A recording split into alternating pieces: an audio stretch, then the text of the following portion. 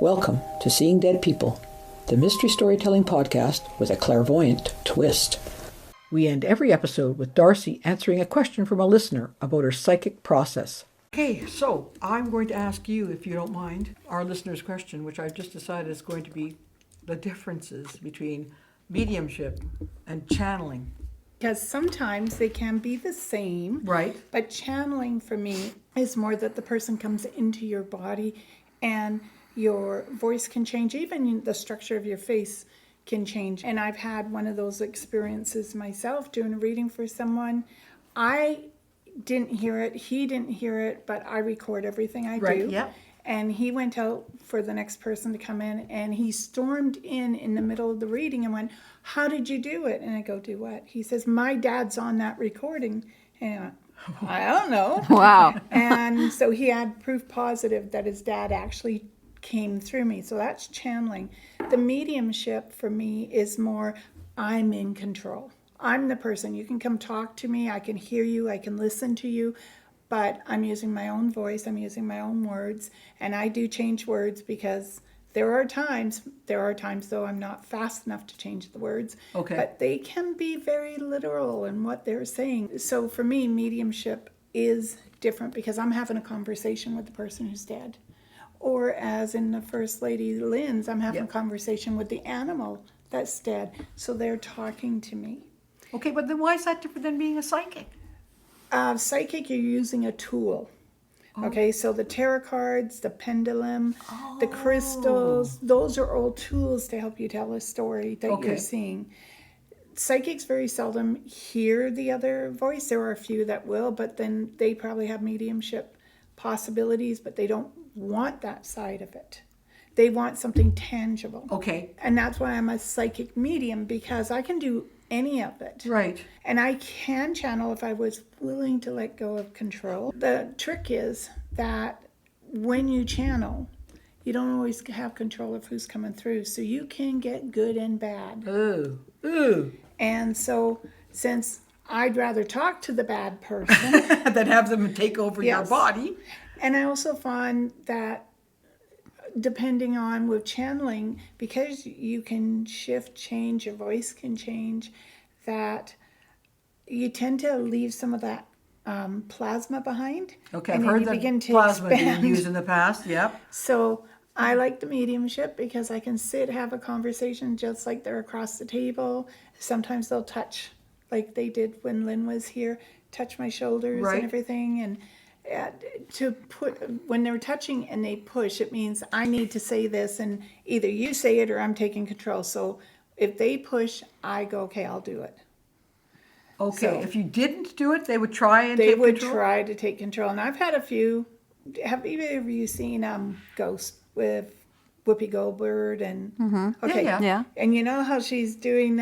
She's faking that she's talking, and all of a sudden that guy Came in and took her over? That's exactly what happens, and you have to push them out because sometimes you run the risk too of them staying in you. Good God, that's awful. That's even more than an attachment. That's something else. Yes, that's another thing we can talk And about. I have seen that happen, so that's why I have a control issue. Yeah. That's interesting, and I know that Romi's experienced this, but I want to take you back to that plasma word. Yeah. I mean, in the old days, when they used to talk about psychics, and Conan Doyle, the guy who wrote Sherlock Holmes, was a big spiritualist. Yes. And in that time frame, there were lots of these fake guy spiritualists and probably some really realistic ones. But plasma was a big thing. Yes. Somehow plasma, and they have photographs of people with their mouths open and stuff is coming out of their mouth. So what is this plasma business? It's the energy of the spirit.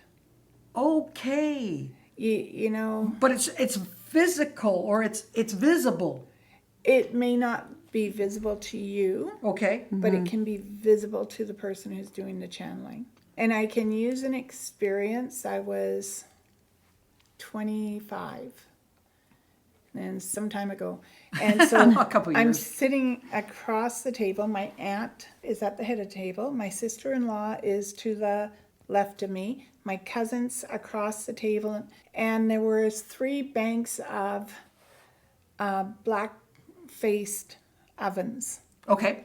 Now, my aunt did playing cards. That's how she read. Okay. And she's reading for me because at that time I Yeah, do you don't this. believe this stuff, right? And I'm looking at the ovens, and I went, "Hey, Auntie Pat," I said, you got a lot of people here, right?" And she went, "Yeah."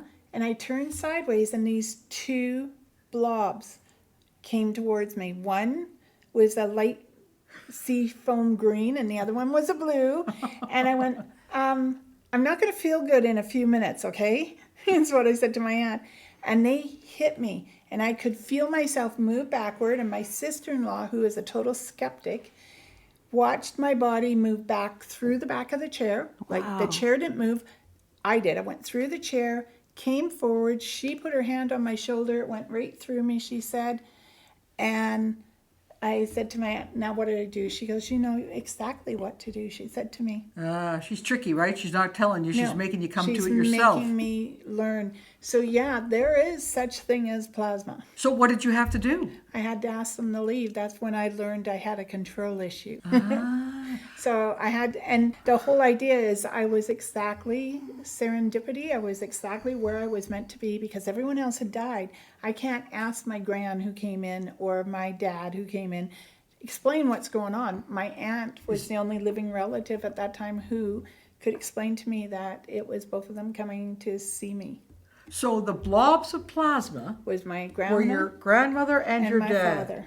And when they were coming at you, did you know who they were? I had a general idea who they were.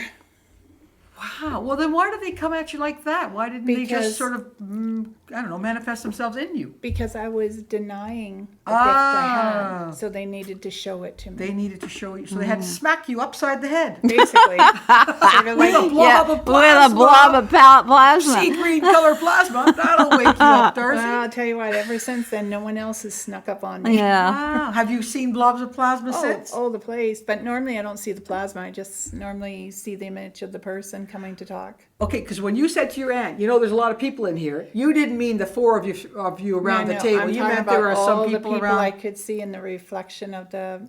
black ovens. Yeah. Good grief. Yeah. Wow. Well, I don't know. You kind of people really fascinate me, and I thank you as always for being open and honest with us, Darcy. Yeah, it's a gift. That's a cool one. That's great. Well, thanks. We'll wrap up this month's, I guess, Seeing Yes. Dead People.